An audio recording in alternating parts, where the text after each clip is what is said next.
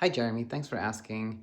And for those of you who are, needs a little context here, I often talk about how when we think of not sleeping as a threat, as something dangerous, something that shouldn't be happening, something that means some things are wrong, then it creates a loop whereby we are so afraid of not sleeping, and that fear keeps us awake, and then we become even more frazzled, and then we spend even more time awake at night, right? That's a loop. So Jeremy has a question here, which is that what if not sleeping really does represent a threat? What about that scenario?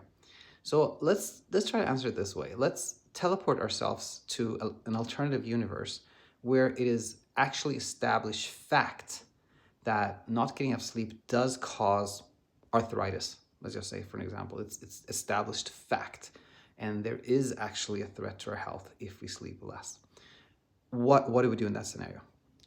Oddly, paradoxically, the answer becomes the same, meaning regardless of whether there is actually a threat of if we sleep little or not, it doesn't change the fact that sleeping well comes from a place of not trying to sleep, of not trying to control sleep, of not trying to manage sleep, of not deploying effort to sleep.